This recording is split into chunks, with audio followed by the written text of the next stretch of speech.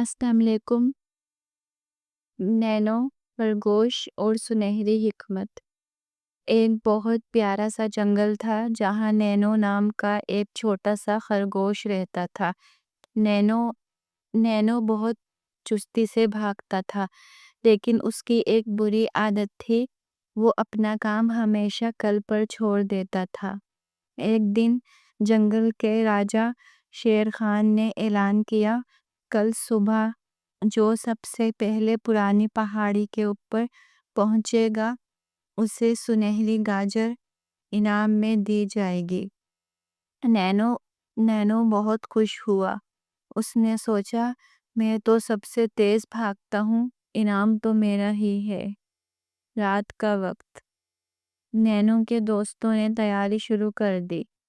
طوطے نے راستہ یاد کیا اور کچھوے نے رات کو ہی تھوڑا سفر شروع کر دیا تاکہ وہ وقت پر پہنچ سکے۔ نینو نے سوچا، ابھی تو بہت وقت ہے، تھوڑی دیر سو جاتا ہوں، صبح اٹھ کر ایک ہی چھلانگ میں پہنچ جاؤں گا۔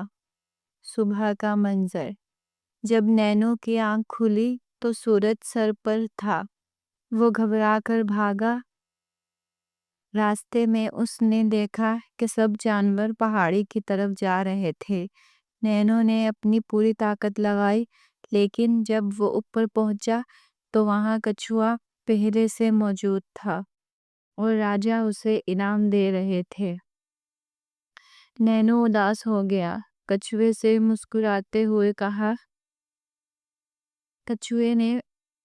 نے مسکراتے ہوئے کہا، نینو میاں، طاقت اور رفتار اچھی چیز ہے، لیکن وقت کی پابندی اور آج کا کام آج کرنا اس سے بھی زیادہ ضروری ہے۔